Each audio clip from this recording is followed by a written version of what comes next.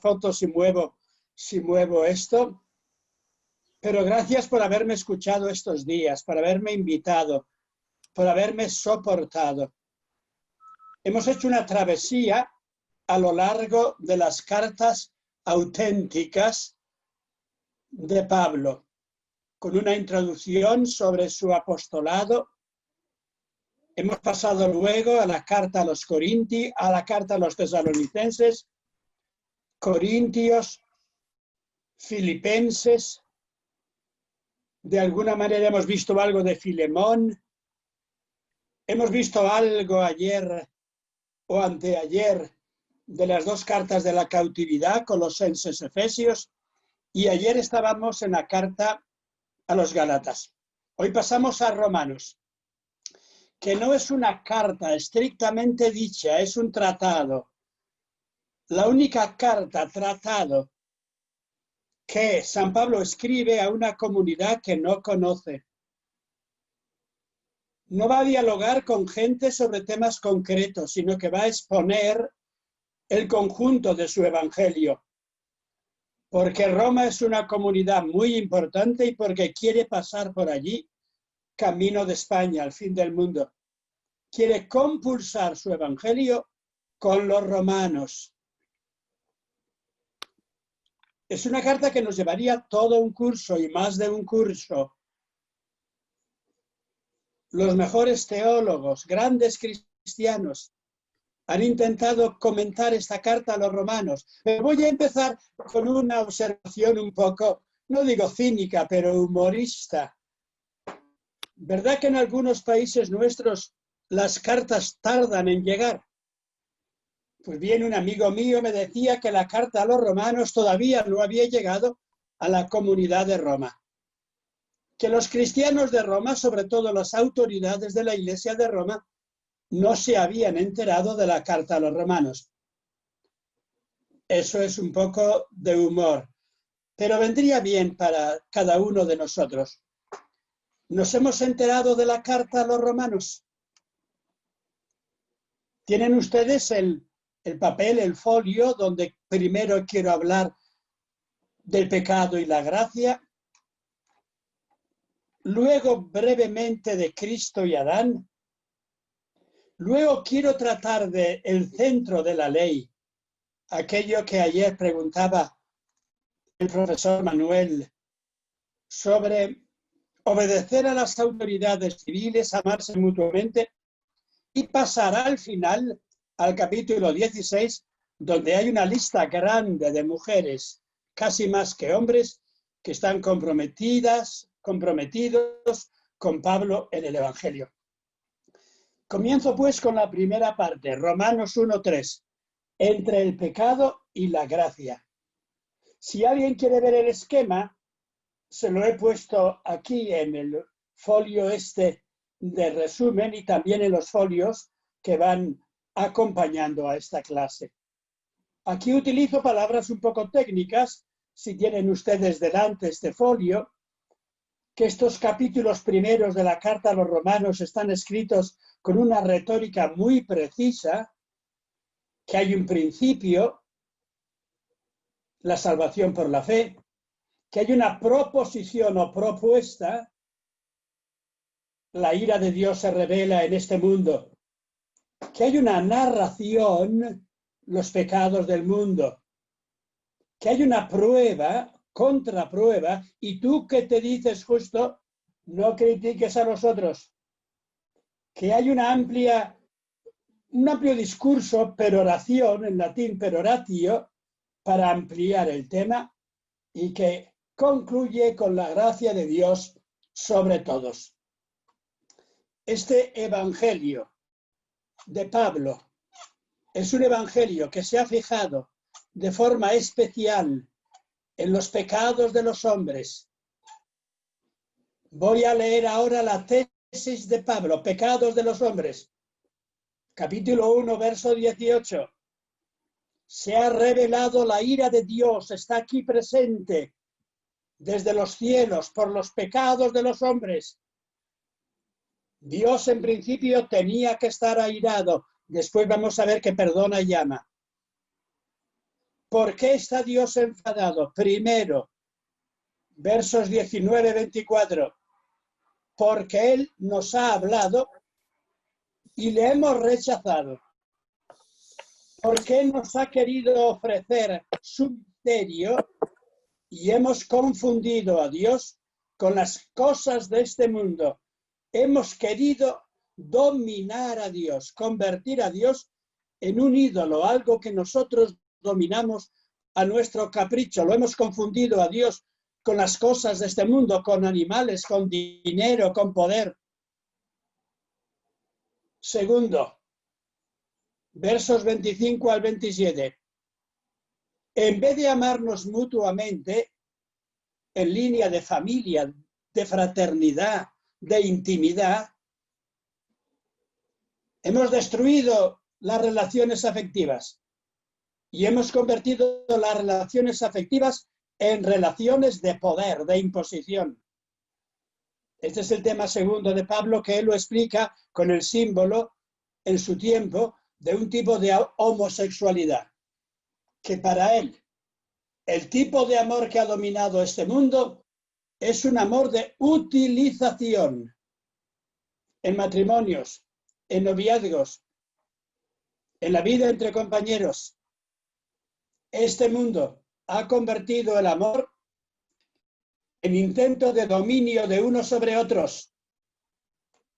Quizás se pone pesado y duro San Pablo. El amor del padre es dominar sobre el hijo, el amor del enamorado es dominar sobre el enamorado, etc.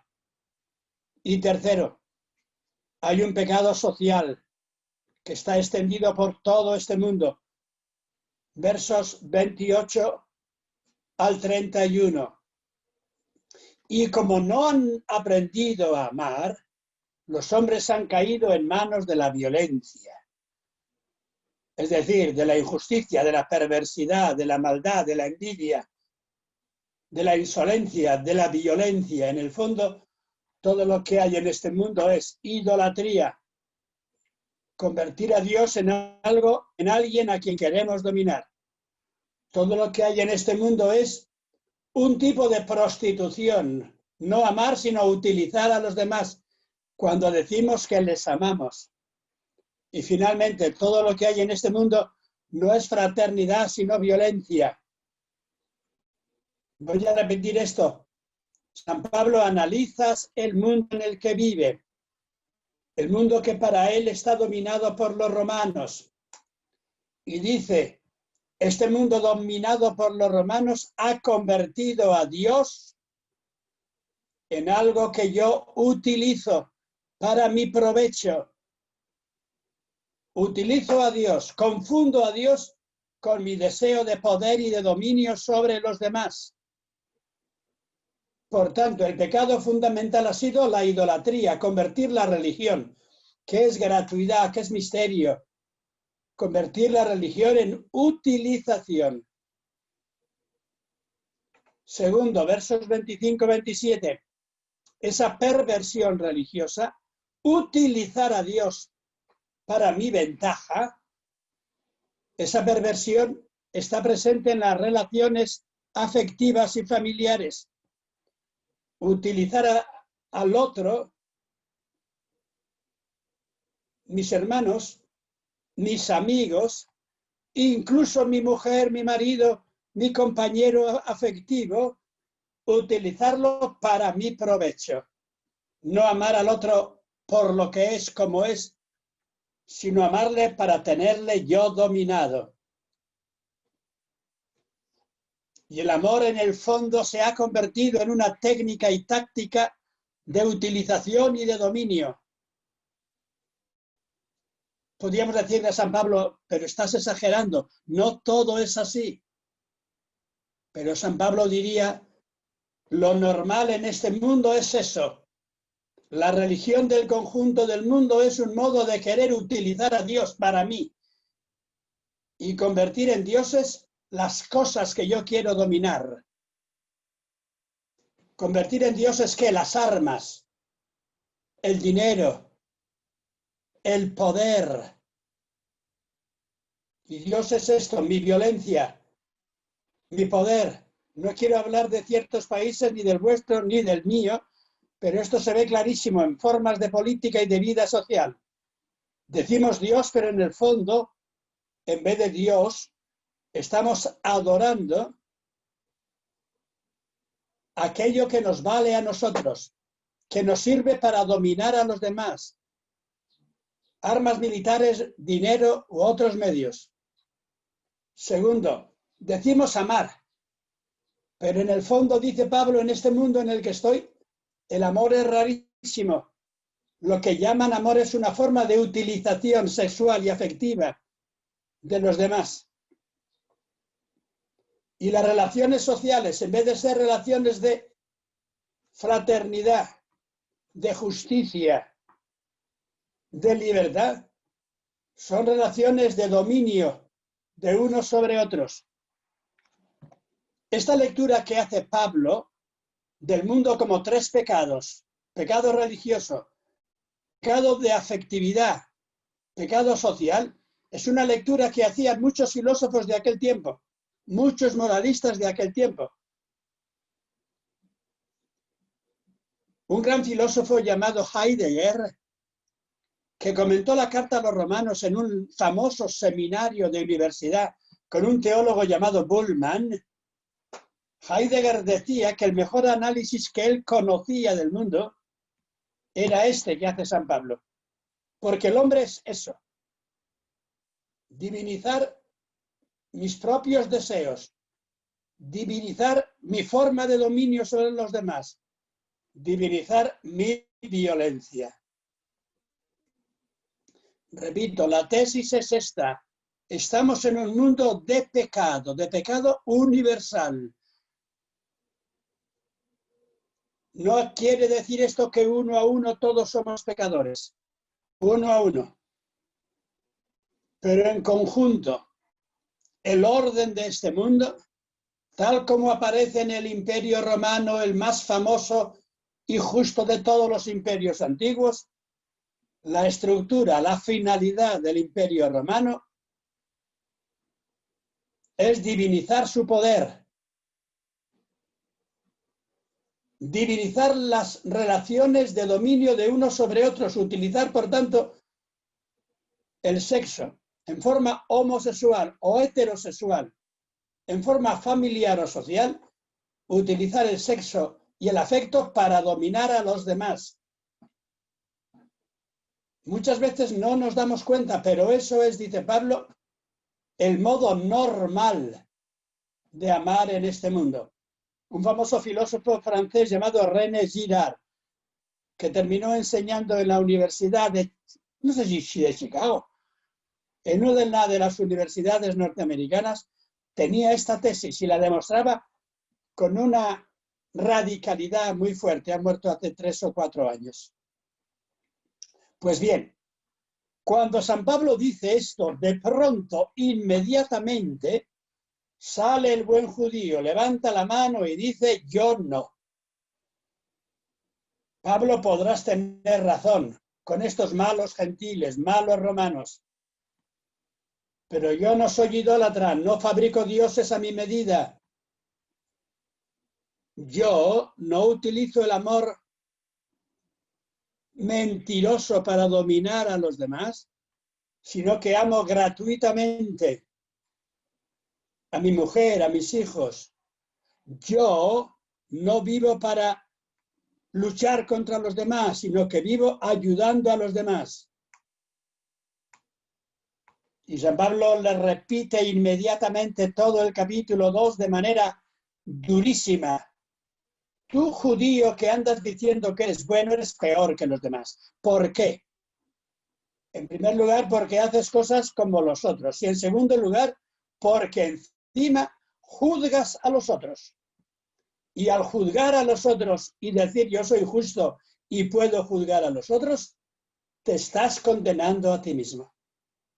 San Pablo aquí vuelve al centro del mensaje de Jesús en el Sermón de la Montaña, en Mateo capítulo 7, donde se dice de forma apodíctica, radical: no juzguéis. Pues en la medida que juzgáis a los demás, os estáis juzgando a vosotros mismos.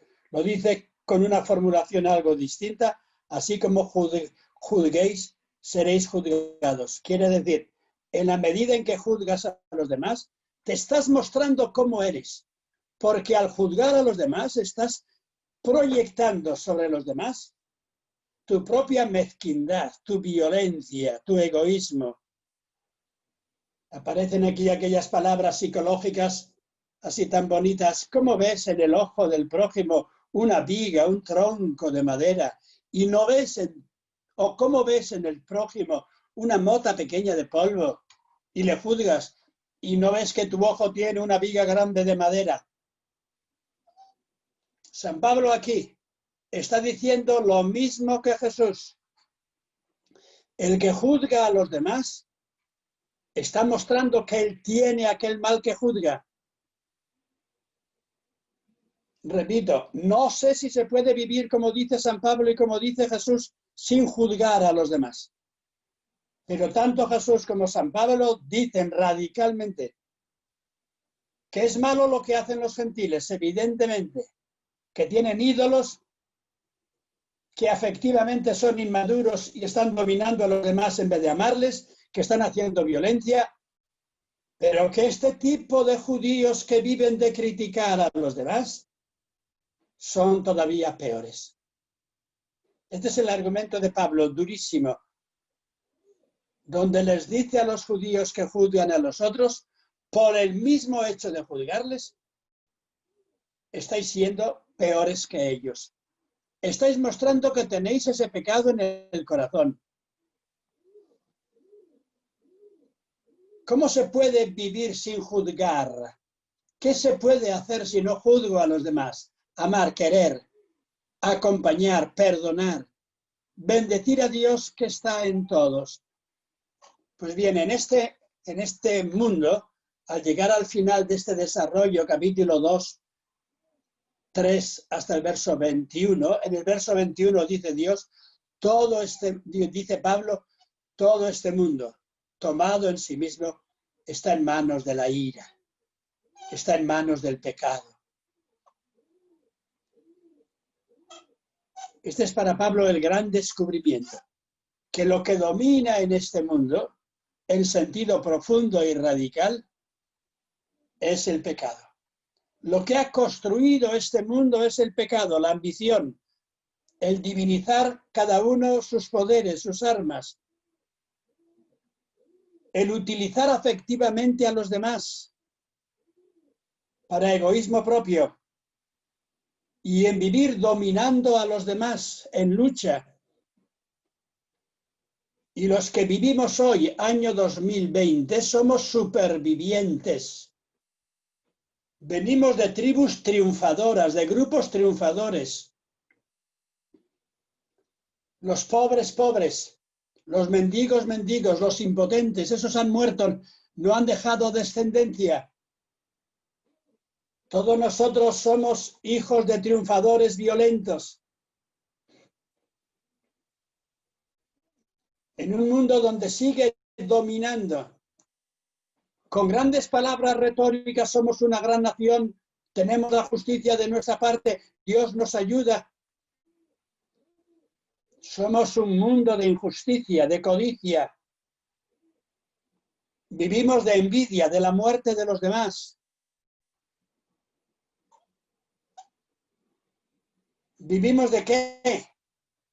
De creernos superiores a los otros. Decimos buscar el amor, pero buscamos la propia satisfacción nuestra a costa de los demás. Así terminaba el capítulo 1. Capítulo 2. Pero tú, judío que juzgas a los demás, capítulo 2, verso 1, haces las mismas cosas que estás juzgando en los demás. Condenas a los otros, capítulo 2, verso 1, verso 2, verso 3, y te comportas de la misma manera. Porque Dios no juzga, Dios ama, Dios perdona, Dios acoge, Dios acompaña. En ese sentido, la palabra final del credo, hay que interpretarla, cambiarla. Vendrá Dios al final a juzgar a vivos y muertos. Pues bien, en ese texto, según San Pablo, Dios viene a salvar a vivos y muertos, porque juzgar es salvar. Dios viene a abrir camino a todos. ¿Y quiénes se destruyen? Los que juzgan a los otros. Los que les dominan externamente, como hace el Imperio Romano, o los que juzgan a los otros, como hacen los santos judíos que se creen superiores a los demás.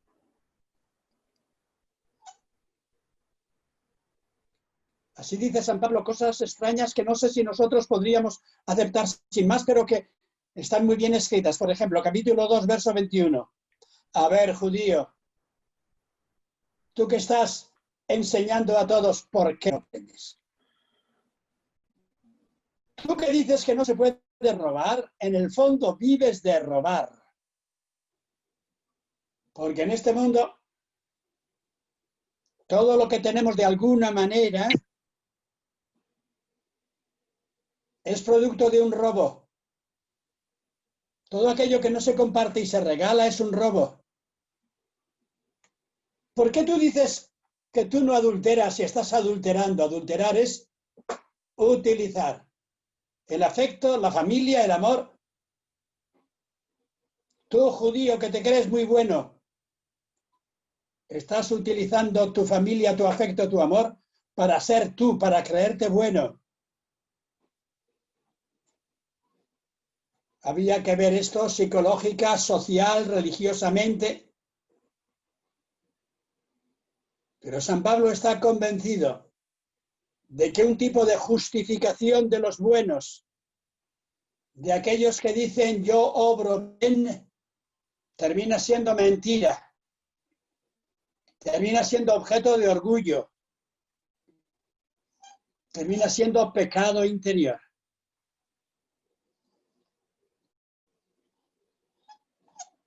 Esto habría que comentarlo mucho en plano exegético, de lectura del pasaje, en plano moral de nuestra propia vida, en plano eclesial.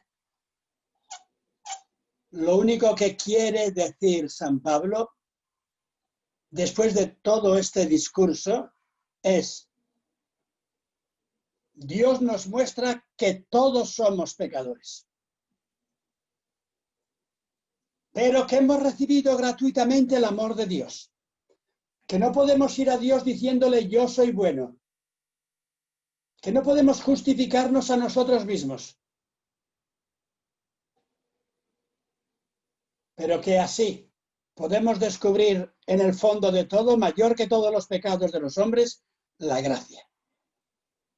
Lo primero veíamos ayer era la gracia en el final de la carta segunda a los Corintios, la gracia. Una gracia que es amor, una gracia que es comunión. En este mundo duro y violento podemos vivir el amor si creemos en Jesús. Este es el tema clave, el tema fundamental que San Pablo ha querido poner de relieve en esta primera parte de la carta a los romanos. Primera tesis: en este mundo domina el pecado. Segunda tesis: los que se creen mejores que los otros están siendo en el fondo peores por su orgullo y porque se basan en la vida esta, se aprovechan de la vida esta de pecado de los otros. Ha terminado esta primera parte. Mirad qué Dios tenéis. ¿Dios es vuestro propio provecho, lo que os vale a vosotros, o Dios es la gratuidad suprema? Mirad vuestro amor. ¿Amáis gratuitamente para bien del otro, o a través del amor os estáis buscando a vosotros mismos? Miles y miles de moralistas cristianos aquí, en esta primera parte de la carta a los romanos, se han detenido solo a condenar el pecado de un tipo de posible pecado de homosexualidad externa. Es decir, han condenado actos homosexuales externos como si fueran pecado el acto y han dejado por alto la tesis de Pablo. La tesis de Pablo es que él no se pone en ningún momento a decir un tipo de amor heterosexual es bueno y un tipo de amor homosexual es malo. Donde está su argumento es en otro lugar. Malo es solo el amor que utiliza al otro. Y evidentemente puede haber un tipo de homosexualidad mala que utiliza al otro, que hace violencia sobre el otro, que se utiliza para dominar e imponer. Pero también hay un tipo de, o puede haber un tipo de heterosexualidad mala, que es un amor para dominar a los demás. Por tanto, lo malo no es ni homosexualidad externa ni heterosexualidad externa. Lo malo es el amor, que no es amor, gratuidad, que no busca el bien del otro, sino que es un tipo de deseo de dominio sobre los demás.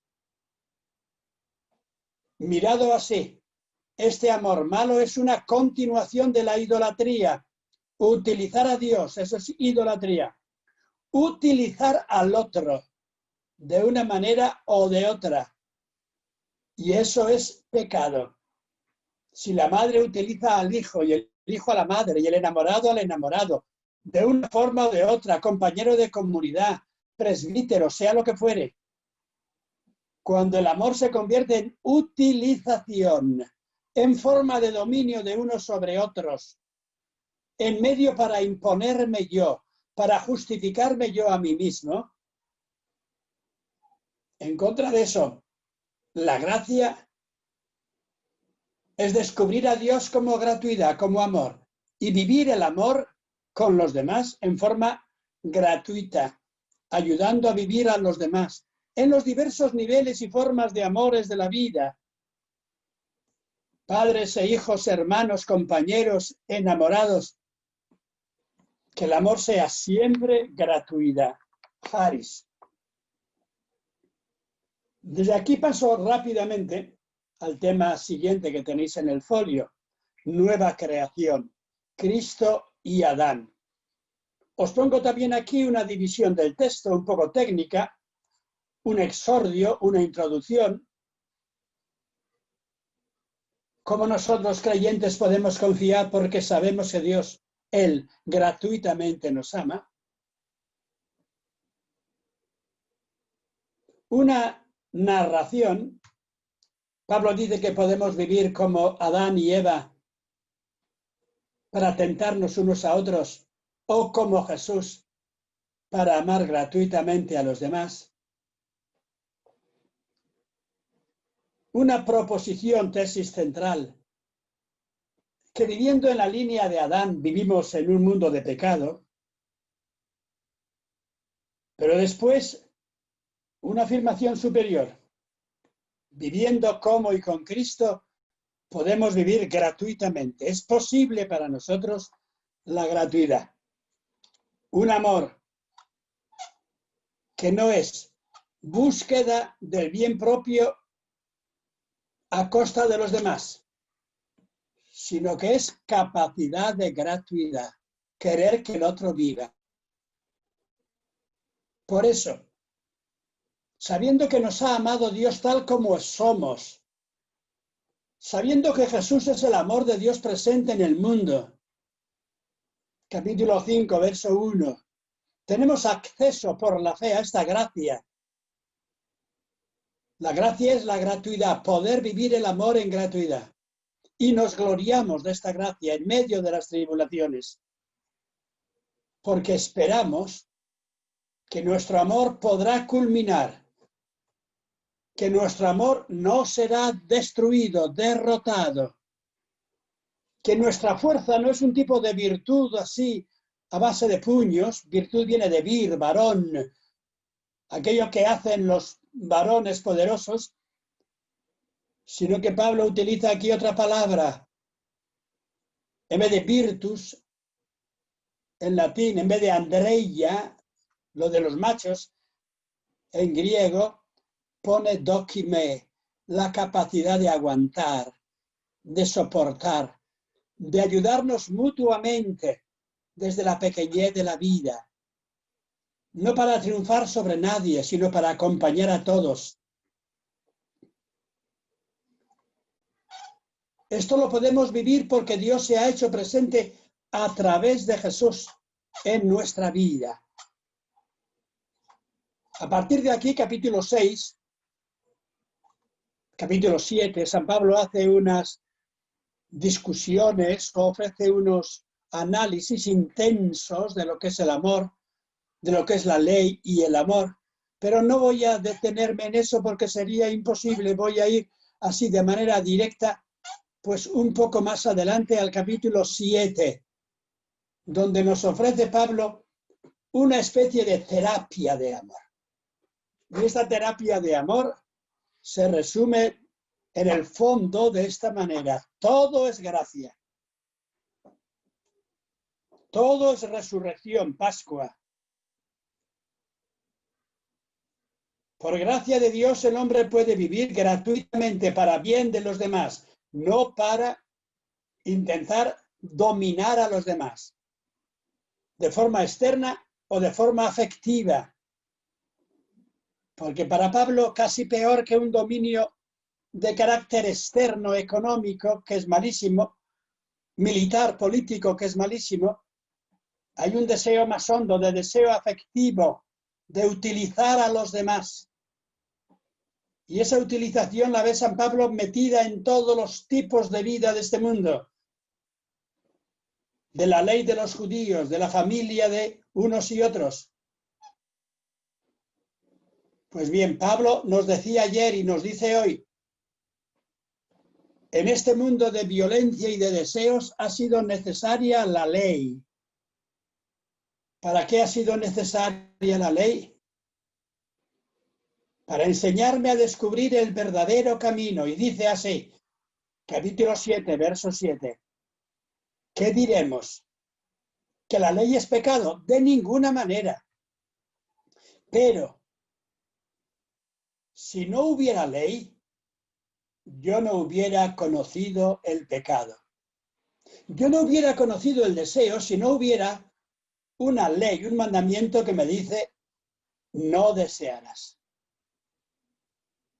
Voy a desarrollar mucho esto, De esta manera, tomando ocasión del mandamiento, el pecado entró en mí. Cuando me dijo el mandamiento: no desearás, ciertamente antes de haber ley, pues el hombre no sabía que había pecado, vivía como un animal en este mundo. Yo mismo, es decir, cada uno de nosotros, si no conocíamos la ley, vivíamos sin saber qué es la vida. Pero nos llegó una ley que llegó para los judíos con el Decálogo, una ley que cada uno de nosotros descubrimos dentro de nosotros. ¿Y esa ley en qué se resume? Solamente en un mandamiento: no desearás. Uk epicimeseis. Y cuando la ley me dijo: no desearás, yo he querido desear todavía más cosas. ¿Cómo puedo superar este mundo de deseos? Quererlo tener todo para mí. Todo el dinero, todos los afectos, todo el poder. Voy a repetir. Los animales no tienen un mandamiento que les dice: no desearás. Viven por instinto. Hacen lo que pueden hacer por instinto en ese contexto suyo. El niño tampoco tiene un mandamiento que le diga: no desearás. La mamá se lo va enseñando: esto no lo hagas, esto no lo quieras. De pronto yo, como ser humano, como judío, he descubierto que no puedo desearlo todo. No desearás, no desees todo. No quieras ser Dios. No utilices a Dios. No desearás significa no utilices a los demás. a tu padre, a tu madre, a tu vecino, a tu iglesia, a tu compañero, a tu compañera. Pero ¿qué puedes hacer si no deseas? Este es el tema. Te dice el mandamiento, no desearás. Puedes vivir sin deseos. Todos los mandamientos se condensan en este. Tú puedes querer ser Dios, no desees dominar a los demás como un Dios tronante. Tú quieres utilizar a los demás, no desees utilizar a los demás. ¿Qué puedo hacer sin desear? Amar. Amar gratuitamente.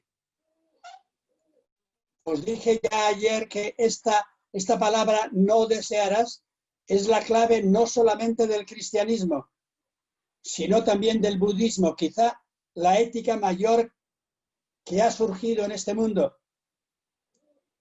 El budismo te dice, todo el sufrimiento de la vida viene porque deseas. Tienes que aprender a no desear.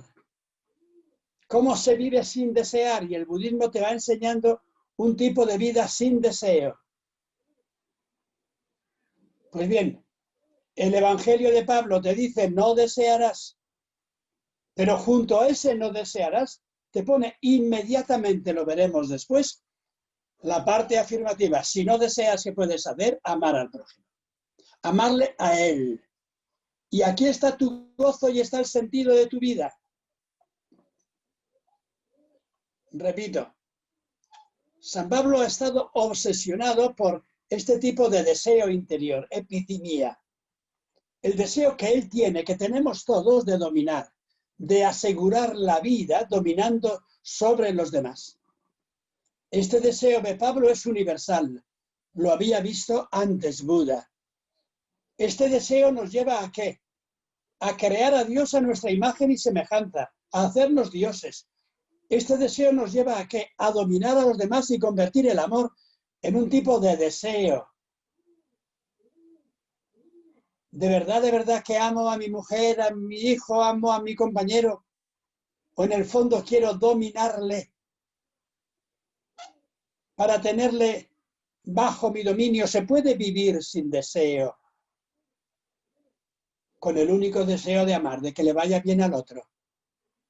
Dice San Pablo, me parece imposible. ¿Quién me librará de este cuerpo, de esta forma de vida que es puro deseo de dominio? Y no responde teóricamente, responde con un canto, gracias a Dios. Capítulo 7, versos 24-25. Gracias a Dios que me ha enseñado a vivir por encima del deseo. No para desear, sino para amar. ¿Es posible esto? No desear nada para ti, querer el bien del otro y descubrir ahí tu felicidad. Esto no se puede cumplir por ley. Capítulo 8, verso 3. Yo estoy enfermo. ¿Enfermo de qué? De deseo de tenerlo todo. ¿Puede Dios enseñarme por encima del deseo egoísta una gratuidad de amor? ¿Puede enseñarme a amarás al prójimo? Y ese amor al prójimo será tu bien. Esta es la mística de San Pablo. Vosotros estáis muertos ya, no tenéis que desear nada, no tenéis que conquistar nada. Pero ahora que estáis muertos así al pecado con Jesús, podéis amar todo. Amar por gratuidad, amar por pura bondad, amar sin deseo. Y cuando ames así sin deseo, recibirás mucho más, porque descubrirás que otros también te aman y podrás vivir en el gozo de la comunión. Vivimos ahora en un mundo de lucha mutua y el mundo entero está bajo nuestra violencia de hombres. Este mundo entero, dice Pablo. El mundo entero está esperando que nosotros nos liberemos Para que la vida en el mundo pueda ser distinta, estamos aguardando que la huidiocesía, ser hijos de Dios, en gratuidad. No ser porque yo quiero, porque yo puedo, porque yo domino. Ser porque soy amado. Ser porque soy hijo en manos de Dios. Esta es la redención de nuestro cuerpo. No que yo consigo con mi dinero, con mi trabajo ser, sino me ama Dios. Y en este amor puedo yo vivir del amor que me dan. En un mundo donde dice San Pablo, capítulo 8, verso 18, la creación entera gime. Está en dolores de parto, le da la impresión a San Pablo. Este mundo está en dolores de parto esperando que nazcan los hijos de Dios en gratuidad y en amor. No sé si estamos mejor que en tiempo de San Pablo. No sé si el mundo está esperando que nosotros le demos una mano de gratuidad, de amor. Y el mundo es el lugar en que vivimos todos, suramericanos o norteamericanos, chinos o japoneses. Dios nos ha dado todo, su propio Hijo. También nosotros podemos dar nuestra vida del todo a los demás. Este es el tema durísimo del capítulo 8, verso 32. Dios no se reservó nada para sí. Yo doy mucho a los demás, pero lo más profundo de mi vida no se lo doy ni a mi mujer, ni a mi enamorado, ni a mi hijo. Tengo un fondo en el que yo solo me quiero a mí mismo. Pues bien, dice Pablo, Dios nos ha querido de tal manera que no se ha reservado nada, ni a su Hijo. Nos ha dado todo para que seamos. Para que seamos. Y este es para San Pablo el tema clave de todo su pensamiento. No es un cambio del hombre, es un cambio del hombre, pero sobre todo es un cambio en el mismo Dios. Un cambio en el mismo Dios. Dios no es poder para dominar. Dios no es ley para imponerse. Dios es pura y total gratuidad. Y si Dios se ha dado, me ha dado todo lo que Él es, si todo lo de Dios es mío gratuitamente, yo puedo dar todo lo mío a los demás, para que ellos sean también. Y con esto llegamos al capítulo 12, con el que ayer habíamos quedado. El Padre Manuel me había rogado o me había preguntado sobre el capítulo 12, 13, 14. El capítulo 12 que habla de este amor mutuo, vivir cada uno para los demás, entregar nuestra vida a Dios dándola a los demás, vivir por tanto en gratuidad, en el don total de la vida. El culto para Pablo, la latreia, la adoración, la misa diríamos ahora, el culto logiken del interior de la vida humana, es que cada uno comparta la vida con otros, que cada uno regale la vida a los demás. Que esto es lo que celebramos en la cena del Señor, que esta es la auténtica adoración, el culto verdadero. Dar nuestra vida a los demás gratuitamente. Que en este culto de la vida, el de todos los días, el amor sea sin fingir. El amor sea cercano, capítulo 12, verso 10, con cariño de hermanos. Cada uno considerando al otro digno de honor, buscando cada uno el bien de los demás, compartiendo las necesidades unos de otros, siendo hospitalarios, bendecid a los que os persiguen, a los que os maldicen.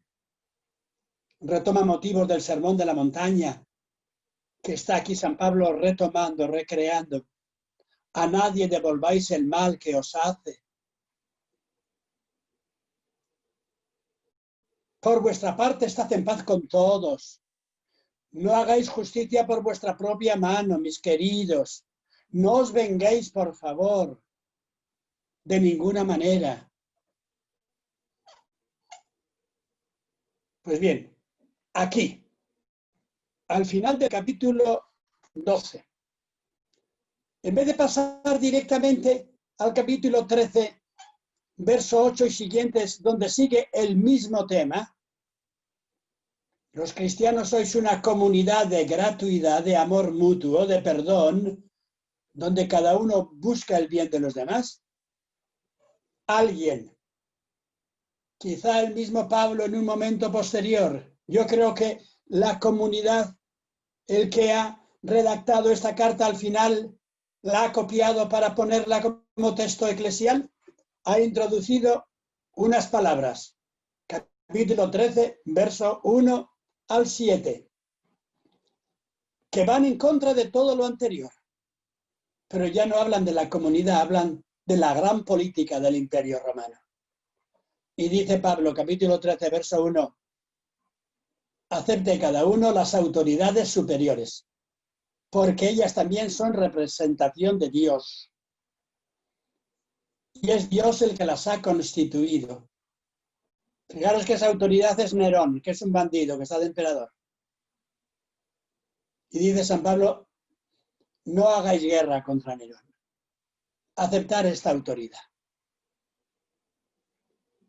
El que se opone a la autoridad se opone al orden civil y político que Dios ha querido. Porque las autoridades de este mundo no están ahí para infundir el terror, sino para hacer lo bueno. ¿Quieres no tener miedo? Haz lo bueno y la autoridad te alabará, porque es un servidor de Dios para tu bien. Por lo cual es necesario que estéis sujetos, no solo por miedo, sino por conciencia, que paguéis los tributos, que honréis a los gobernantes, etcétera, etcétera. Este es un texto enrevesado. Yo lo hubiera quitado, no me parece bien que esté aquí. Yo pienso que no es originario de Pablo, que viene de otro lugar, más tarde. Y sin embargo, después de decir esto, este texto, aunque es exagerado y mentiroso, es necesario. Es exagerado, las autoridades están para el bien de la gente, tendrían que estar. Pero hay un tipo de autoridades que están para fastidiar al prójimo. El orden mundial, la política mundial está para bien de los pobres. Eso es una mentira, es una blasfemia. Hay un tipo de política mundial que está al servicio de que mueran cada día 40.000 niños de hambre. Y sin embargo, a pesar de esa exageración externa, de esa mentira externa, sin embargo, San Pablo aquí, o el que ha metido esta glosa, quiere decir lo siguiente: vosotros cristianos no estáis en este mundo para derribar el poder con armas, aceptar el poder que haya, y dentro de ese poder, sed cristianos y cambiadlo todo desde vuestra perspectiva de cristianos. San Pablo nos pide una insumisión interior radical. No somos ciudadanos de ningún reino de este mundo, ni del Reino de España, ni de la República China. Cada uno de los cristianos somos insumisos de corazón, formamos parte del reino de Dios. Y sin embargo vivimos en este mundo. Y si me toca vivir en China, acepto las normas de vida de China para cambiarlas por dentro. No a través de una guerra, sino a través de una transformación de la vida de unos y de otros. En este sentido, externamente, tenemos una gran ventaja. Cada 4 años nos permiten ir a las urnas y elegir entre dos, uno bueno y otro malo, o los dos de alguna manera malos porque utilizan el tipo de política de este mundo. Eso cada uno que lo vea. Lo que quiere San Pablo es cambiar el orden social desde dentro, no utilizando armas, sino un modelo de vida distinto. Os recordé ayer que esto en tiempos de San Pablo era urgentísimo. ¿Por qué era urgentísimo? Porque se veía venir la guerra de los judíos contra Roma. Esa guerra tardaría 8 o 9 años y estalló de forma brutal. Y en esa guerra los romanos eran malos, Nerón. Pero murió Nerón y pareció que aquello podía cambiar. Y hubo 2 o 3 años de anarquía, 3 presidentes al mismo tiempo, cada uno en su lugar, Galba, Otón, Vitelio. Y los judíos allá en Palestina luchando contra todos, teniendo esperanza de poder crear una revolución mundial. Pero se alzó un militar allá en Palestina, Vespasiano, austero, un hombre que no era malo, tomó el poder, pacificó Roma. Y cuando pacificó Roma, al cabo de 1 año y medio dijo, ahora seguimos a conquistar Palestina. Y mandó a su hijo Tito. Y murió casi la mitad de los judíos y ganó Roma. Y si a mí me preguntan, ¿quién te hubiera gustado que ganara? Digo, ninguno. Pero ¿quién? A pesar de todo, no fue malo que ganara Roma. Porque Roma no era peor que los rebeldes judíos que querían hacer un reino militar antirromano. En contra de ese intento de cambiar por las armas las cosas, de vencer a los poderes del mal, que pueden ser los chinos, Saddam Hussein, los comunistas, qué sé yo, los venezolanos. En vez de querer dominar por armas el mundo, tenemos que hacer un cambio interior, desde dentro. Se puede cambiar la vida humana. El poder político se define por la espada, capítulo 13, versos 1 al 4. El poder político necesita la espada. Pero claro, si empezamos diciendo necesita la espada, podemos terminar diciendo y necesita el arma atómica como la que hace 75 años algunos echaron sobre unas islas de Japón. ¿Fue bueno que echaran esa bomba y así ahorraron ciertos muertos? ¿O hubiera sido necesario mejor no echarla y haberse puesto a hablar? El emperador japonés y el presidente de Estados Unidos se podría. Repito, el orden político se define por la espada. La espada hoy es la bomba atómica. ¿Os parece bien que tenga bombas atómicas España porque es un estado justo? Bueno, pero no las puede tener Irán porque son malos los de Irán. Bueno. Está bien que tenga armas atómicas Israel, que es un estado justo, bueno, y que no las puedan tener los árabes vecinos. Es un tema dificilísimo. Yo no tengo solución, ¿eh? No tengo solución. Pablo dice, no intentéis arreglar las cosas por la espada. Hay aquí un señor que tiene la espada, aceptar su imperio, pero para cambiarlo por dentro. Segundo, tenéis que pagar tributo económico al imperio. Pagarle tributo al imperio significa pagar tributos al sistema. Pagar tributos al sistema significa que algunos ricos pueden pagar bastante y no tienen problemas, pero que otros pobres no tienen suficiente para vivir. A pesar de eso nos dice esta glosa, tú acepta este orden. Para cambiarlo por dentro. Para cambiarlo de otra manera. El cristianismo no va a ser un imperio contra Roma. El imperio del bien, cristianismo, contra el imperio del mal. Porque si el cristianismo utiliza las armas del imperio, la economía del imperio va a terminar al final siendo casi igual al imperio. Esta es esta especie de paréntesis que ha metido San Pablo aquí, que en el fondo dice lo mismo que la palabra de Jesús. ¿Se puede pagar tributo al César? Y Jesús responde enigmáticamente: ¿de quién es esa moneda del tributo? Es del César. Pues darle a Dios lo que es de Dios y darle al César lo que es del César.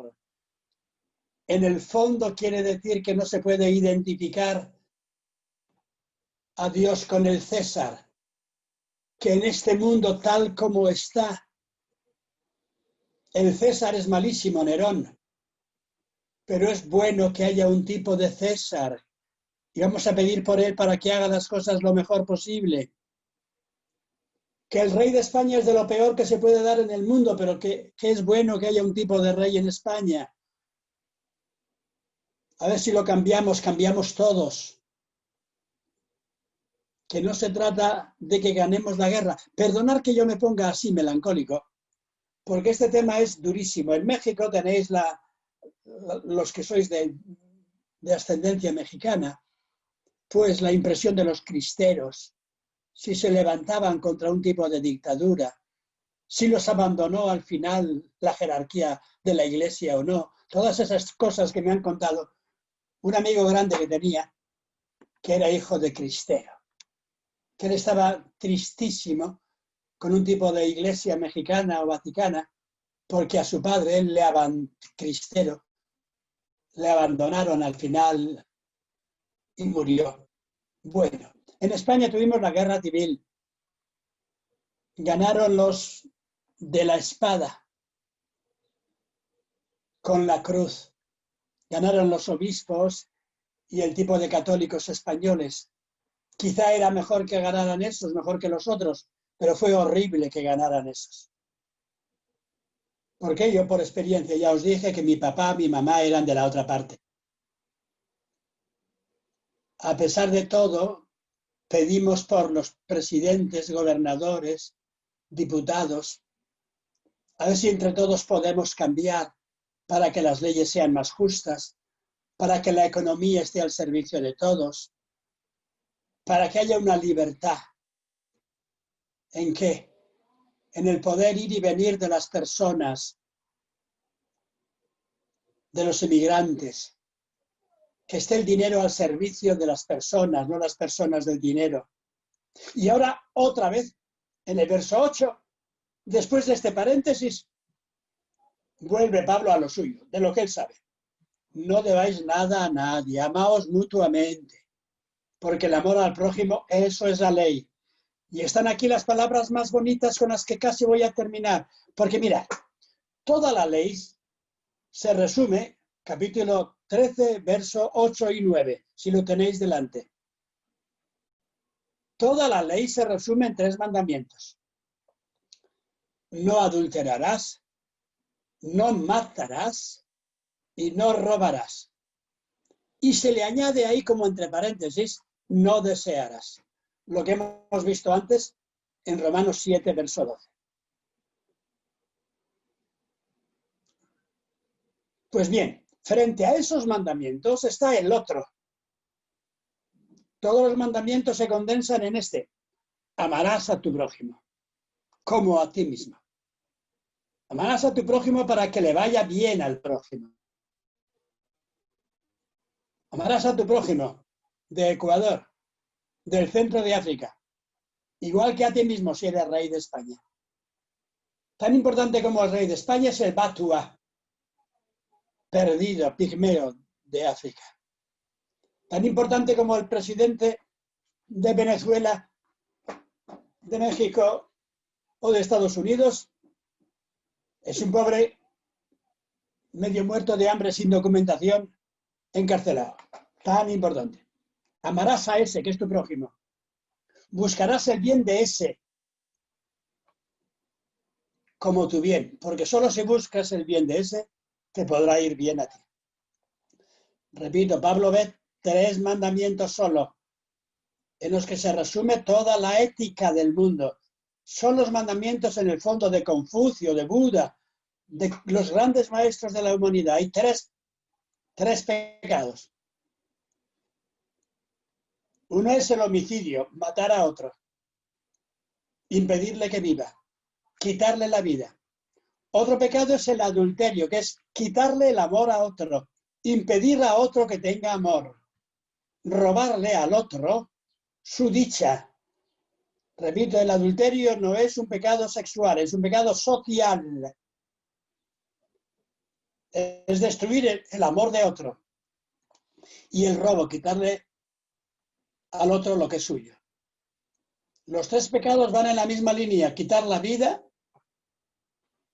impedir el amor de otro, quitarle las riquezas a otro.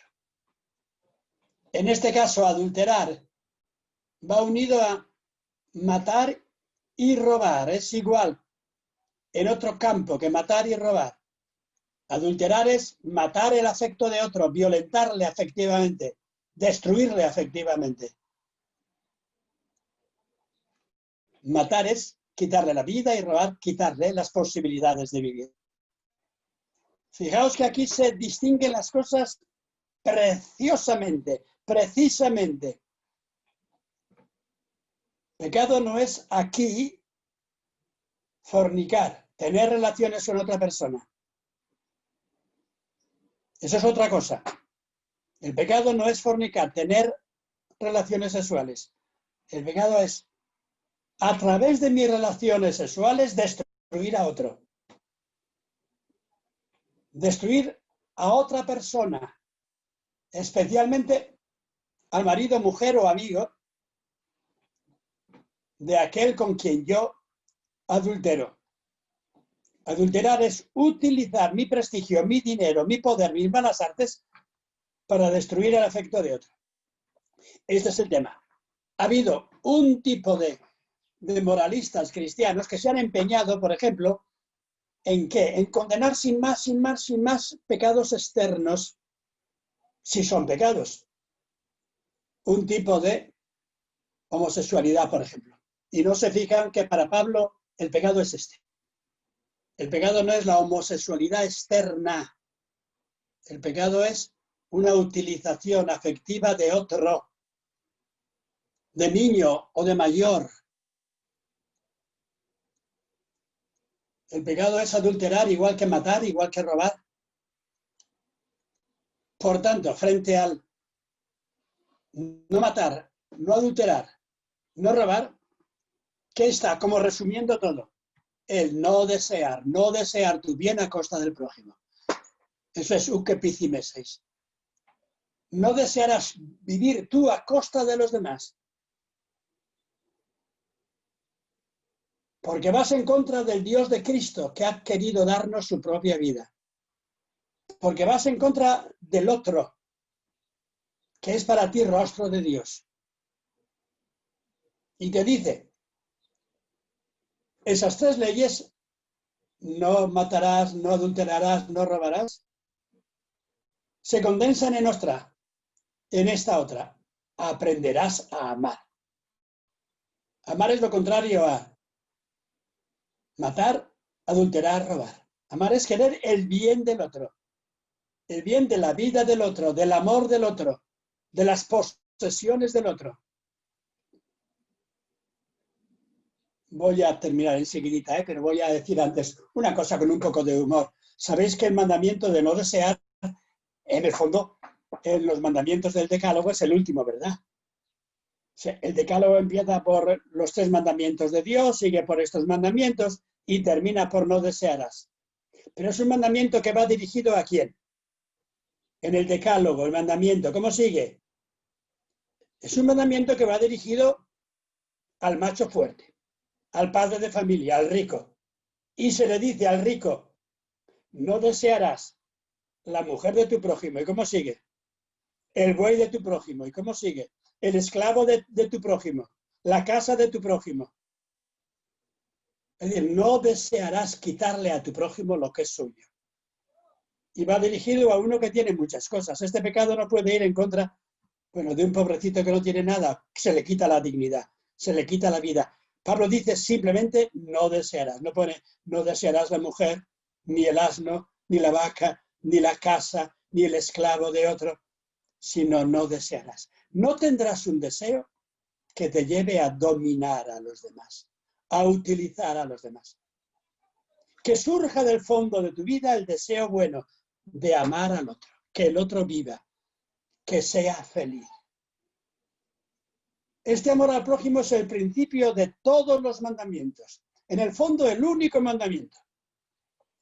Fijaos que Jesús todavía, cuando le preguntan cuál es el mandamiento, dice que hay dos. ¿Recordáis? Marcos capítulo 12. ¿Cuál es el mandamiento más grande? Dice Jesús, dos. Ama a Dios por encima de todas las cosas y al prójimo como a ti mismo. Aquí San Pablo se olvida de Dios. Vamos a dejar a Dios. Y solo queda un mandamiento, amar al prójimo como a ti mismo. Y ahí está Dios, porque eso es Dios. Amar al prójimo como a ti mismo significa amar al prójimo porque eso es bueno para ti, eso te ayuda también a ti. Amar al prójimo sabiendo que eso te va a dar la felicidad, no la tuya, sino la que te puedan dar los otros. No es que tú niegues tu felicidad, tú amas gratuitamente, das gratuitamente todo y puedes esperar que te amen. Que te amen gratuitamente, no por pago. Que te quieran gratuitamente por gozo. El único pecado es, en el fondo, la envidia. Envidia consiste en no querer que el otro viva. No querer que al otro le vaya bien con su mujer. No querer que el otro tenga bienes. Más que tener yo, la envidia es que no tenga el prójimo. Y el pecado primero no es el tener yo muchas cosas. Eso no es pecado, querer tener cosas. El pecado es tener envidia del prójimo y querer que el otro no las tenga. Y quedarme yo con ellas, aprovecharme del prójimo. Porque tengo más armas, porque tengo más poder, porque tengo más dinero, porque soy más lo que sea. Amarás al prójimo como a ti mismo. Superar el deseo, que el deseo se convierta en gratuidad, Haris. Que la gratuidad sea que le vaya bien a mi madre, a mi hermano, a mi compañero, a mi enamorado, a mi marido, a mi compañero de iglesia, de comunidad, de trabajo. Amar es el deseo de bien del otro. Y en este deseo de bien del otro se expresa Jesús. Se expresa, está presente Dios. Bueno, ya tenía que haber terminado, tengo un par de cositas más, pero para poder descansar ahora dentro de 7, 8 minutos, quiero terminar con la última parte de la carta a los romanos. Esto ya es un poco de descanso, es mucho más sencillito, es mucho, mucho más bonito. Si tenemos después tiempo, os cuento unas cosas más de este final, de cómo quiere venir a España y todo eso. Pero pasamos al capítulo 16. Si tenéis una Biblia delante, capítulo 16, versos 1 al 23. Es un capítulo complicadito, ¿verdad? Y sencillísimo. La inmensa mayoría de los exegetas actuales, historiadores, profesores de literatura, dicen que este capítulo 16, que os voy a leer rápidamente y comentar rápidamente, no formaba parte de la carta a los romanos, sino que formaba parte probablemente de una carta que escribió San Pablo en el último viaje cuando pasó por Corinto, camino de Jerusalén, una carta pequeñita que les escribió a los cristianos de Éfeso. Por tanto, era una carta a cristianos de Éfeso, por la gente que está, por las cosas que dice. No es seguridad absoluta, ¿eh? Hay gente que dice que no, pero yo creo que es así. ¿Qué pasó? Que las cartas de San Pablo se reunieron, creo yo, en torno a Éfeso. Y tenían en Éfeso esta carta cortica, pequeña, y era de Pablo, y es de Pablo, y es fundamental de Pablo. ¿Y qué le hacen? Se la añaden al final a la carta a los romanos. Por eso, oficialmente, canónicamente, tal como está ahora en nuestra escritura, este capítulo 16 pertenece a la carta a los romanos. Repito, aunque originalmente fuera una carta independiente, tal como está, editada y presentada en nuestras Biblias, en todas las Biblias, este capítulo 16 de la carta a los romanos se supone dirigido a la comunidad de Roma. Por eso os decía yo al principio con un poco de humor que no sé si este capítulo ha llegado a Roma alguna vez, si lo han tomado en serio. Por una serie de cosas muy importantes. ¿Por qué? Porque aquí saluda en Roma a la gente. Bueno, creo que es a Éfeso, pero suponeos que es a Roma. Saluda a la gente de Roma. Y saluda a un grupo muy grande de gente. Pero no saluda al Papa, ni al obispo, ni a los cardenales, ni a ninguno de los doctores de aquella famosa iglesia. Repito esto. ¿Escribiríais vosotros una carta a Roma sin tener para nada en cuenta Papa, obispos, cardenales, Vaticano? Una carta a los romanos, a la comunidad de los romanos. Se supone que Pablo sigue escribiendo a la comunidad de Roma con la autoridad que él tiene de apóstol y empieza pidiendo recomendación para una mujer. Hermanos, os recomiendo a Febe, nuestra hermana, que es servidora, presidenta de la iglesia de Kencres. Recibidla en nombre del Señor. Es interesantísimo esto que dice. Se supone, lees la carta y te das cuenta de que esta mujer llamada Febe es una mujer independiente que tiene una casa, que en su casa se reúne la comunidad. ¿En quién crees que es el puerto que está al lado de Corinto? Al otro lado, que viaja por negocios. A esta le llama diácono, servidora de la iglesia de Kencres. Diácono significaría hoy obispo, presbítero y todo, la dirigente de la iglesia de Kencres. Recibidla en nombre del Señor, porque ella ha protegido y ayudado a muchos. Por tanto, se supone que es una mujer de cierta riqueza, que viaja por negocios, con independencia, que no sabemos si tiene marido o no, eso no importa aquí, y que se supone que es la que lleva la carta a los romanos o a los efesios, a quienes sea. Sigue diciendo la carta. Saludad a Prisca y Áquila, mis compañeros de trabajo de fatigas, han arriesgado la vida por mí. Saludad a la comunidad que se reúne en su casa. O sea, que tiene una casa donde se reúne una comunidad relativamente grande. Y son los dos, marido y mujer. Primero se pone la mujer, Prisca, y después el marido, Áquila. No sé si está bien puesto o mal, pero es muy bonito que sea así. Saludadme, por favor, a estos dos, que son compañeros míos de trabajo, que han luchado conmigo por el Evangelio. Y a toda la comunidad, 20, 30 personas que se reúnen los sábados en su casa. Y estos son los presidentes, presbíteros, obispos de esa comunidad. Saludad a Epéneto, mi amado, Agapetón, a María, y dice cosas bonitas.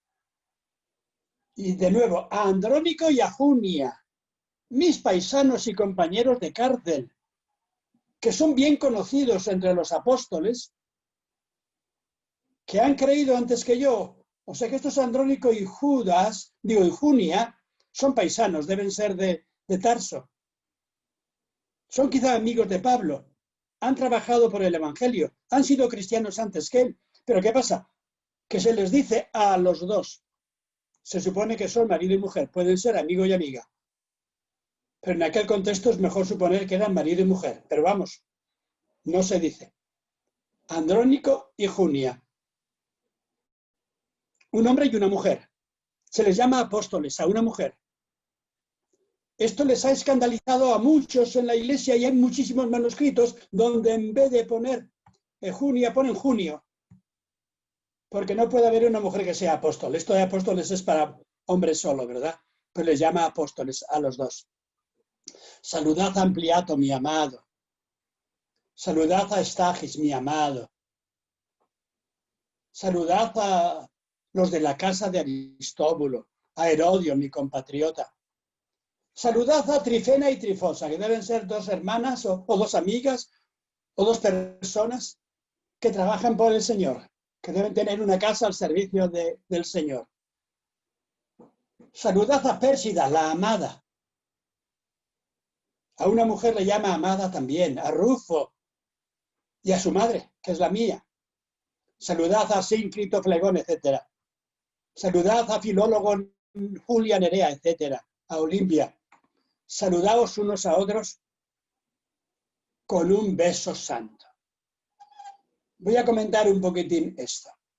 Y termino ya antes de descansar, por favor. Ya me he alargado. Esta carta, lo más seguro, la ha mandado Pablo a través de Febe. Febe, que es una dirigente, la servidora de la comunidad de Cencres, junto a Corinto. Ella tiene viaje de negocios, tiene cierto dinero porque puede viajar y tiene cierto dinero porque tiene casa donde se pueden reunir 20, 30, 40 personas. Y tener casa no es malo, es buenísimo, pero casa al servicio, no egoísta, sino casa abierta. Como en Mateo 25. Estuve o fui emigrante y me recibisteis en casa. Saludos a personas de varias comunidades. Es importantísimo que salude a parejas que aparecen como servidoras de iglesias. ¿Qué os pasa si se dijera actualmente que el obispo, por ejemplo, de Portland no es Pedro, sino que son Pedro y María? Son los obispos de la comunidad. ¿Estaría bien esos? ¿Tendría sentido eso en nuestro tiempo? ¿O todos los obispados son puramente individuales de una persona? ¿Puede una pareja, que normalmente aquí parecen marido y mujer, pero pueden ser dos amigos, dos amigas, una pareja, dirigir una comunidad? Pues esto es lo que tenemos aquí, Prisca y Áquila. Tienen una casa común y dirigen la comunidad. Lo mismo que Andrónico y Junia.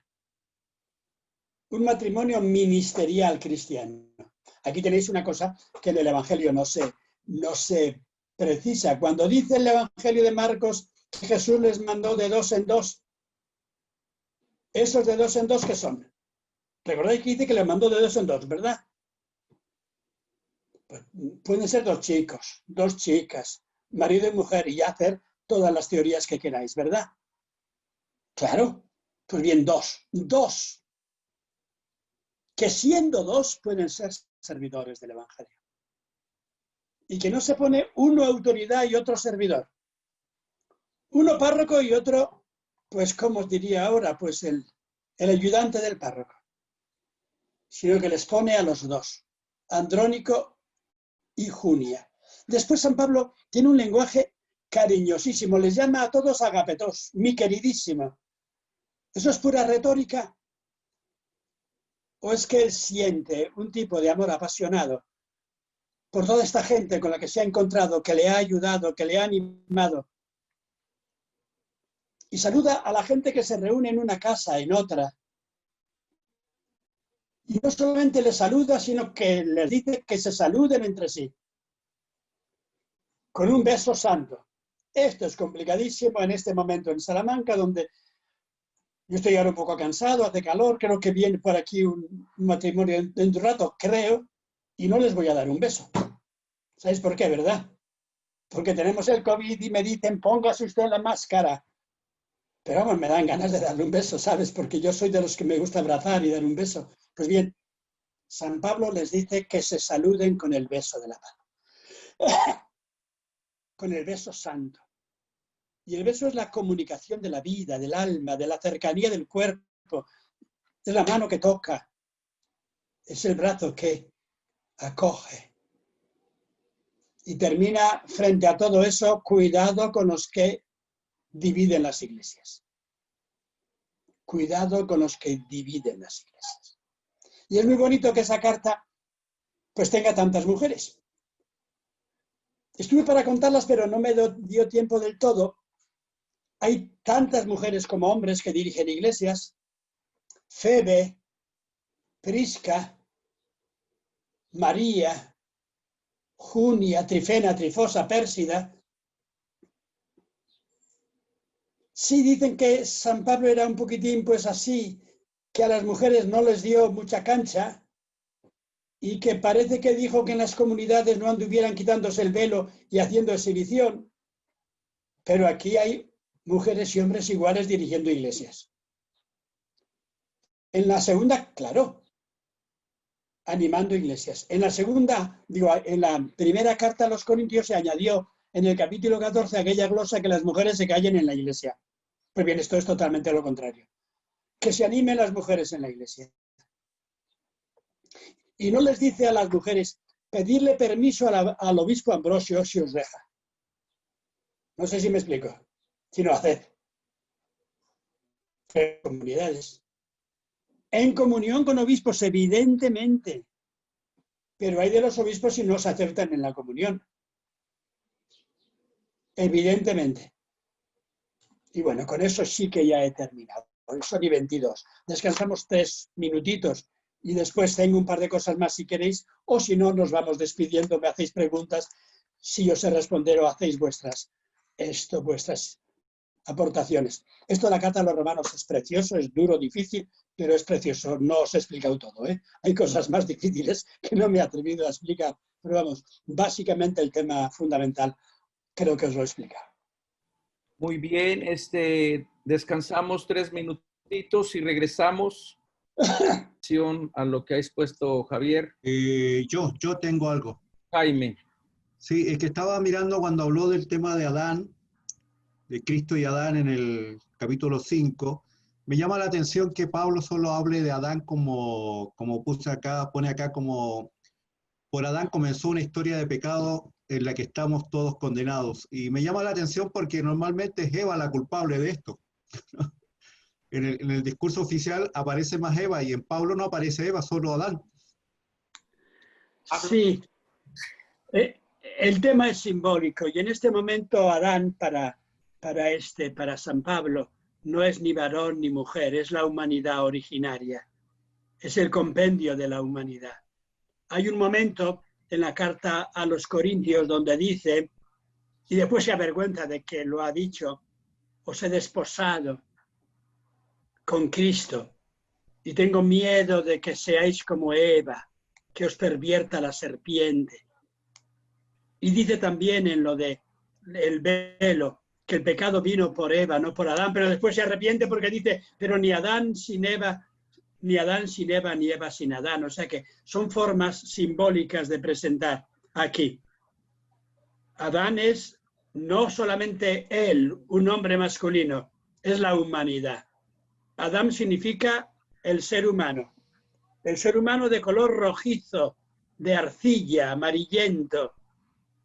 Adán es el símbolo de la humanidad, una humanidad que de hecho corre el riesgo de ser destruida por el pecado. Y por eso solo habla de Adán, no de Adán y Eva como dos. En otro lugar, como os he dicho, puede referirse a Eva también. Pero este Adán del capítulo 5 no es un individuo, sino que es la humanidad entera.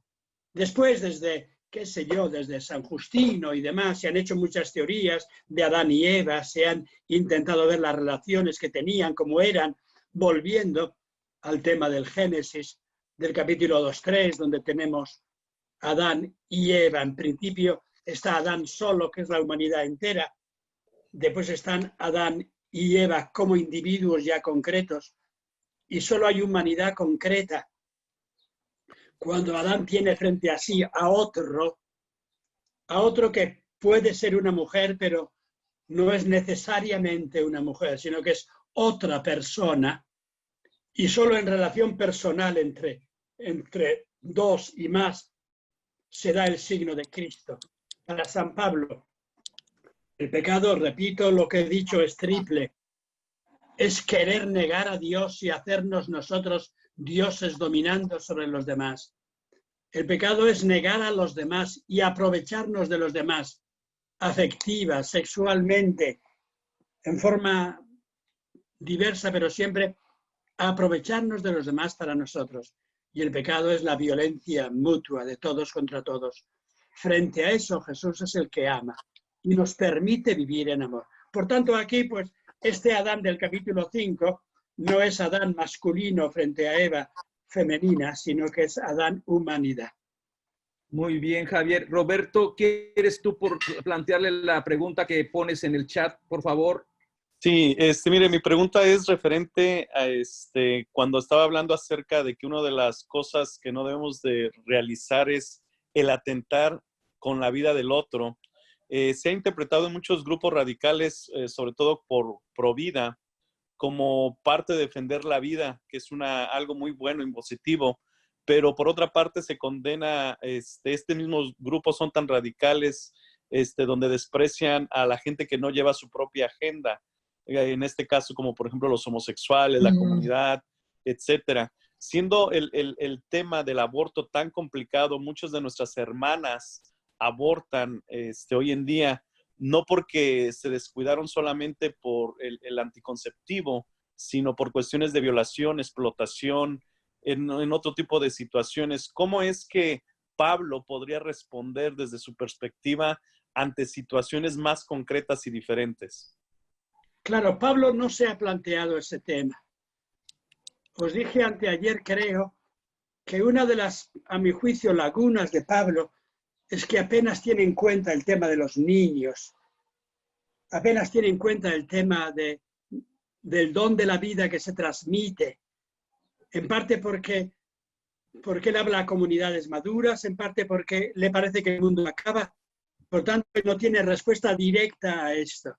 Sin embargo, en la iglesia primitiva hay algo que aparece desde pronto claro, y es que los cristianos se van a definir como aquellos que acogen a los niños. Esto estaría en el fondo de las disputas sobre niños que hay en los sinópticos, en Marcos, donde el niño es el más importante de la iglesia. En el mundo romano, la persona nacía cuando el padre le acogía en la mano. Es decir, según el derecho romano, un niño en el vientre de su madre no tenía derechos. Un niño recién nacido no tenía derechos. El niño tenía derecho en el momento en que le acogía un tipo de autoridad social, que era el padre de familia. Y eso lo tenemos perfectamente indicado en los documentos de entonces. Pues bien, para los cristianos el niño va a ser importante. No se habla aquí en Pablo de divorcio o no divorcio. Pablo diría, seguro, que a él no le gusta el divorcio, pero tendríamos que hablar después en concreto de casos y casos y casos. Y de cómo la vida es sagrada. Perdonad, estoy enfadadísimo y me decís comentar una cosa de vuestro presidente, que viene en la prensa española de hoy. Yo no sé si es cierto o no. Que el presidente de Estados Unidos le ha acusado al candidato del partido opuesto diciendo que no cree en Dios ni cree en las armas. Y une Dios y las armas. De una manera que yo no he leído la noticia más porque me da mucha rabia, ¿verdad? Pues bien, en el fondo, sacralizamos las armas que matan. Y después somos capaces de darle más importancia a un tipo de aborto que está mal, pero que había que corregirlo de otra manera, con educación, con libertad, con posibilidades de vida. No me voy a meter en esto porque lo conocéis exactamente igual que yo, o mejor, ¿verdad? Entonces es un problema este mundo, donde a una persona que ha abortado no le tienes que empezar diciendo, echándole la culpa por ahí. Puede tenerla, puede ser egoísmo puro, pero la tarea fundamental es acoger, escuchar, ver, acompañar y procurar crear un mundo, una sociedad, una humanidad donde nadie tuviera necesidad de abortar. Donde la vida fuera lo más importante, la vida de cada uno. Pero en un mundo donde el tercero o cuarto negocio del mundo es la trata de niños y de mujeres, no sé si es el cuarto o quinto negocio del mundo, con armas, con droga y con algo más. En un mundo que de alguna manera sacraliza la trata de blancas o de negras, como sea, la trata y utilización de niños, no se puede hablar de moralidad ahí. ¿Qué le vas a pedir en este mundo a personas que viven así, dominadas? Entonces, San Pablo lo que intentaría hacer es crear comunidades donde todos se puedan querer, donde todos se puedan acoger, donde todos se puedan animar unos a otros, ¿verdad? En vez de sacar de Pablo y sacarlo por los pelos, sin justificación exegética ninguna, de condenar a homosexuales, sin más. ¿Por qué no vamos a la raíz de lo que dice Pablo del amor personal? Del amor de entrega personal, de gratuidad. Eso sería lo importante y no llegamos fundamentalmente a eso. No lo sé, de esto sabéis por lo menos tanto o más que yo, por tanto no os puedo decir más. Javier, te agradezco la interpretación que haces en relación de la conducta homosexual, ¿no? Yo creo que estas aportaciones van a dar muchísima vida a tanta gente de ver realmente lo que está en juego. No es en sí la relación, sino el abuso que se hace de la otra persona, el no tratarlo como igual. Y lamentablemente nuestra gente todavía no se va por ese lado, ¿no? Entonces como que da vida tu acercamiento, porque ahora también la idolatría toma otros rostros, somos muy idólatras. Y yo creo que la idolatría es o las prácticas antinaturales que Pablo habla, es consecuencia de la idolatría. Cuando cambiamos al creador por la criatura por el creador, la sociedad está invertida. Entonces, de verdad, te agradezco tu acercamiento. Y yo creo que de verdad a Pablo lo hemos manipulado tanto en cuestión de sacar textos fuera de contexto para seguir apoyando nuestros miedos, nuestros prejuicios. Eso para mí es clarísimo, porque va en contra de los principios radicales de Pablo, que no condena conductas externas, materiales, sino que le está creando una humanidad donde llegues a la raíz del afecto, al afecto purificado, limpiado, al afecto que sea capaz de dar vida a otros. Y ya verás tú cómo lo haces, de qué maneras. Y el afecto es pasar del puro deseo, que es utilizar al otro, a la gratuidad, que es querer amar al otro. Y en ese sentido, eso que dice San Pablo de pasar del deseo posesivo, de la idolatría de un tipo de deseo posesivo, a la gratuidad afectiva, en ese sentido tienen un camino larguísimo para recorrer, si quieren, o tenemos, homo o heterosexuales, personas de un tipo o de otro, y es ahí donde hay que insistir. Ya, muchas gracias. ¿Alguien tiene alguna otra observación, pregunta?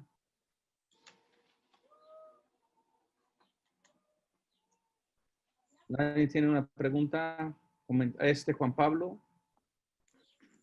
Bueno, primero yo quiero darle las gracias por la forma de que enseña, porque en lo personal me ha ayudado mucho. Explica de una forma muy, pues he entendido mucho, básicamente, y también comprometido acerca de la gracia.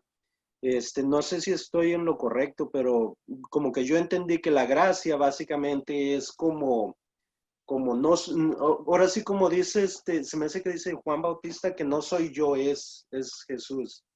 Entonces, todo lo que tiene que ver con la gracia tiene que ver con dejar de ser uno para dejar que Jesús sea uno, básicamente. Eso es evidente y muchas gracias por decirlo. Pero, perdona, San Pablo insistiría en algo interesantísimo. Esto es posible si tú descubres que me amó y se entregó por mí gratuitamente. Si descubres que todo lo que tienes es gracia, te lo han dado, y lo tienes porque te han amado, y descubres tu vida como don de gracia de Dios, sin obligación, sin imposición, sin miedo. Y al saber esto, que eres gracia, gracia de Dios que te ha amado, y también un poquitín gracia de mamá y de papá y de otros amigos y compañeros, que lo que eres es gracia, que tú puedes convertir tu vida en gracia para los demás. Y una gracia encarnada, no una gracia solo de rezar por los demás, sino de ser gracia de la vida para los demás. Una gracia que se puede expresar en formas, pues, un poco de ayuda económica, de ayuda social, de solidaridad, pero también de afecto intenso en la familia, con tu hermano, con tu enamorado, con tu enamorada, una gracia encarnada en la vida. Porque para Pablo no hay, por un lado, el espíritu y por otro lado, la vida material. El espíritu se encarna en la vida concreta, material. Y en ese sentido, pues para Pablo lo fundamental es que descubras que todo es gracia, que la gracia es lo más hermoso que hay, que no te exige nada, pero que es intenso y fuerte. Porque la ley la cumples y punto, y te vas. En cambio, la gracia no la puedes cumplir nunca del todo. La gracia te pide más y más, darte del todo. Por ley, a lo mejor le devuelves a un compañero tuyo $10 y punto. Te quedas tranquilo, por ley. Pero en gratuidad. Tienes que seguir dando más y más tu propia vida. Tienes que hacer tu vida un regalo. Y la pueden utilizar otros, y eso es lo malo. Pueden utilizarle otros, pueden utilizarte otros. Pueden utilizar tu cariño, tu dinero, en plano pequeño, familiar, de amigos o de qué sé yo, de sociedad entera. Podemos atrevernos a vivir así gratuitamente. Pues Pablo diría que sí, si hay comunidades en las que se va viviendo así, gratuitamente. Y eso es lo que él defiende por encima de todo en Corinto y en otros lugares frente a los que quieren seguir imponiendo la ley. Muy bien. ¿Alguna otra pregunta? ¿Comentario? Luis, por allí veo a Luis. Yo no quiero hacer ninguna pregunta, simplemente agradecerle al doctor Xavier todo lo que nos ha enseñado, la profundidad con que enseña, la paciencia. De verdad pienso que ha sido un lujo para el IBICLA tenerlo de maestro. Gracias, doctor, por todo su esfuerzo, por todo lo que nos ha enseñado. Sabemos que es poco el tiempo en comparación de toda la capacidad de lo que nos pudo haber enseñado, pero todo lo que nos dio creo que fue magnífico, unas grandes ideas, unos puntos de vista distintos en muchas situaciones que nos hacen reflexionar. Y de verdad, gracias y que Dios lo bendiga, que le dé más salud y espero, ojalá, que el Padre Manuel nos dé la oportunidad de volverlo a invitar para seguir aprendiendo cada día más de usted. Se lo agradezco de todo corazón. Gracias. Gracias, Luis. Vamos a muchas, ver si le quieren muchas gracias. Si quieren Yo ayer, su sentimiento. perdonad un momentito, ayer me enfadé con un hermano, por vosotros. ¿Sabéis por qué? Porque anduvo llamando al teléfono, yo no sabía qué hacer. Digo, pero no puedes esperar un ratito. Es un hermano que le quiero mucho, pero sonó el teléfono varias veces, oísteis, ¿verdad? Es decir, que estoy contentísimo de estar, de poder hablar, porque ha sido, pues, mi vida un regalo. Y un regalo en el que, pues, sin darme cuenta, fui profesor desde muy joven. Creo que he acompañado bastante a mucha gente, pero sobre todo me han acompañado alumnos y compañeros. He sido quizá demasiado o muy cercano con los alumnos. Nunca nadie me ha faltado al respeto y todos me han tratado siempre, pues de tú, de compañero y demás, con gran respeto mutuo y con gran cercanía. Y poder hablar de San Pablo, pues es un lujo inmenso, ¿verdad? Hablar quizá con más tiempo, como podéis hacer vosotros, vosotras, en comunidades, en parroquias, hacer una lectura de San Pablo, ir comentándola, ¿verdad? Porque es un texto que no es fácil, quizá la carta a los romanos, pero leído así con cierta calma, se va entendiendo bastante bien. San Pablo no responde a todos nuestros problemas, no es un hispano, no es un norteamericano, es un judío de entonces con muchos problemas, pero sus problemas son ya los nuestros. Y fue que yo sepa el primer hombre que en Occidente, de forma radical y fuerte, se atrevió a decir que todos somos hermanos y podemos compartir en fraternidad e en gratuidad la vida, que no hay distinción, por tanto, de unos y de otros en dignidad, y que podemos no solamente respetarnos en teoría, sino amarnos en concreto, en la vida práctica. Y eso es lo que, en el fondo, pues Pablo nos ha dejado como herencia. Gracias por decirme esto. Gracias. ¿Alguien más quiere expresar sus sentimientos de esta clase? Así para que... No, sobre San, bueno, que haga lo que quiera, pero sobre el romano, si podéis, ¿verdad? Yo, a Javier, nada más agradecerle también lo mismo que estaban diciendo, ¿verdad?, los otros compañeros. En realidad es un privilegio poder tener y escuchar su conocimiento, que lo pueda compartir con nosotros. En este caso, fíjese que yo entré en la clase en línea con un poco de miedo porque pensé que no iba a poder hacerlo, y al final de cuentas me resultó bastante práctico porque estoy haciendo cosas que tenía que hacer y escuchándolo, y eso me salió práctico. Pero aparte también yo tengo una situación de que yo tengo que estar haciendo algo para poder retener información, sino como que no puedo. Y me ayudó bastante esto, o sea, porque sigo haciendo aquí algo, pero estar escuchándolo y como que me ayudó bastante a retener su información. La verdad, esperamos poder contar con usted el próximo año, si Dios nos permite, porque sí estamos verdaderamente privilegiados de poder escuchar y recibir un poco de lo que usted puede compartir con nosotros. Muchísimas gracias. Oye, gracias. ¿Tú te llamas Zurita? Sí. ¿De dónde viene ese nombre? No sé si recuerda que mi esposo estuvo hablando de que queríamos visitar allá Zurita, España. Claro. Ahora, sí, es que es un nombre de mi tribu. Yo soy de tribu de los vascos y es un nombre de idioma vasco, ¿verdad? Y significa, perdona, la blanquita, Zurita. La blanca. Suri es blanca. Sí. Qué bueno. Pero bueno. Sí. Bueno, Javier, un gracias enorme. Vos sos la segunda vez que sos profesor mío. Acá en Argentina ya fuiste mi profe, así que gracias, en el Instituto de Raspantín.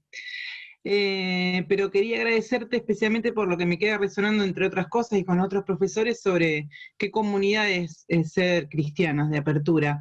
Y me iba resonando cuando hablabas hoy sobre la gracia y la gratuidad y el amor de Dios, una canción de Silvio Rodríguez que se llama Alas de Colibrí, y como resonando esto de ser comunidades donde todos nos presentamos con nuestras alas rotas, con nuestras historias, ¿no? En donde no nos tenemos que poner a la defensiva, sino solamente experimentar la gratuidad así, como somos y como estamos, y comunidades de apretones de manos de amor gratuito. Y creo que este tipo de experiencias nos abren así, a presentarnos como somos sin tener que dar explicaciones. Me parece que por ahí va la gratuidad. Gracias. ¿Quiere compartir algo? ¿Tú estás hablando desde Argentina? Sí. Vale. Es que me estaba recordando de unos grupos colibrí de Argentina que había allí, que pues tenían algo especial.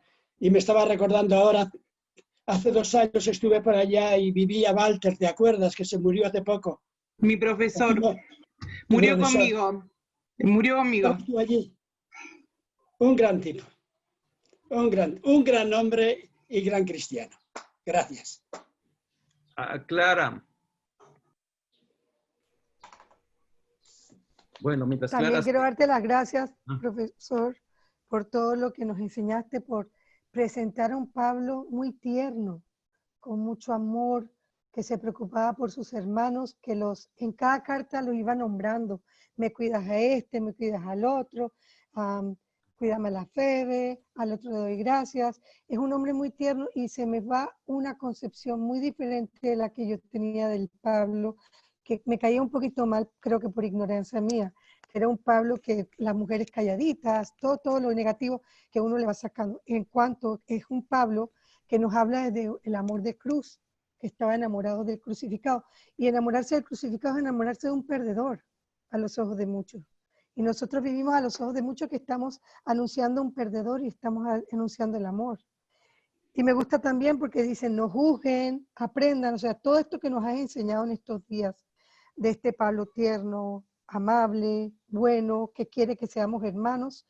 Yo pienso que tenemos que seguir recordando lo que nos dijiste, que la fe, sobre la fe hay que tener una fe muy grande, hay que amar en ágape, hay que amar en libertad, y que todo lo que es malo, lo que no es bueno, es lo que alinea y lo que saca provecho del otro. Así que nos has dejado una tarea muy dura, muy fuerte, vivir con coherencia el evangelio que proclama Pablo. Muchas gracias. Muchas gracias, Clara. Ese Pablo es así, pero es un poco también a veces contradictorio, porque a veces se pone hablando cosas un poco duras, ¿verdad? Yo suelo recordar siempre las 2 veces que dice en Gálatas y en Filipenses, donde habla de que aquellos que hacen y quieren imponer la circuncisión, y pone una comparación durísima, ¿verdad? Mejor que se la cortaran del todo en vez de circuncidarse.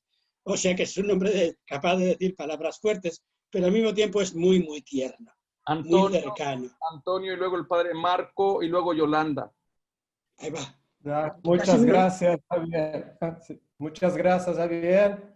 Fue un tiempo precioso, un cambio para mí la visión de Paulo, como dice Clara, sobre todo sobre la mujer, que yo quiero pensando que podamos contribuir mucho para la iglesia ser más plena, verdadera, una iglesia de amor. Y una iglesia que pueda ayudar mucho a los pueblos, los pobres. Es el principal para mí. Gracias, muchas gracias mismo. Gracias, Antonio. Gracias. Desde los pobres con gran mística, ¿verdad? Con una mística muy grande y una cercanía muy grande. Gracias, Antonio. Como dijo Casal Táliga, que está bien, ya está mejor en su salud. Muy bien. Gracias. Marco.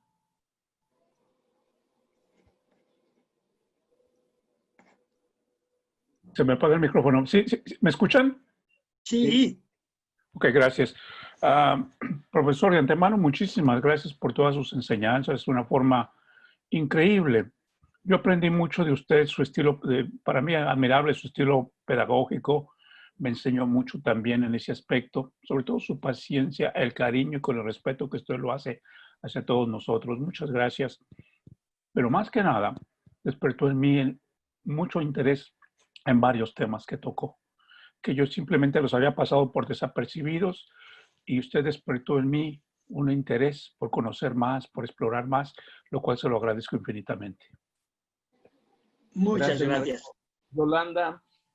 Profesor, muchas gracias. Tuvimos la dicha de tenerlo en el Congreso el año pasado, de disfrutarlo, y bueno, siempre nos quedamos con ganas de más.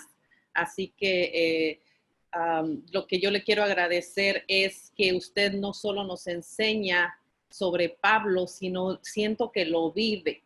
En el momento que nos está hablando sobre él es como si lo estuviera viviendo, y lo demuestra, y sobre todo lo demuestra en esos gestos tan hermosos cuando presenta a su compañera de vida, a Mabel, cuando sin ningún tabú va por delante con la vida, con esa gran mujer, y cuando nos comparte todo ese amor y ese conocimiento hacia todos nosotros. Muchísimas gracias. Gracias. Gracias. ¿Alguien más tiene algún otro comentario? José Marino.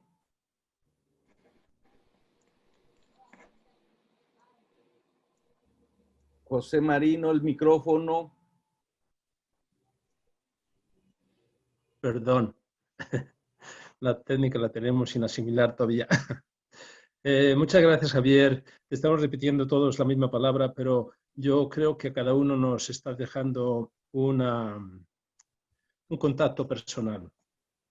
Y tu influencia, tu sabiduría, pues yo creo que sí tiene que ser para ti orgullo de que se va a multiplicar en muchas direcciones. Me he sentido un poquito... soy español, me he sentido muy hermano contigo porque mi primer año de seminario fue precisamente en Balmaseda, en el País Vasco. Y pues felicidades por tu trabajo en Castilla, en Vascón, en País Vasco y en todo el mundo con tu enseñanza y tu sabiduría. Gracias, Javier. Gracias. ¿Alguien más quiere contar? Jorge, creo que por ahí te hablaba. Pues como decía el padre Marino, ¿verdad? Estamos repitiendo todo, pero es que ese es muy grato encontrarse este tipo de profesores como usted, profesor, en que pues no se le ve ni siquiera que se agote en hablar en el tema o de que pierda la paciencia en algún punto y sobre todo las respuestas que tan aterrizadas que nos entrega especialmente para los que no estamos todavía muy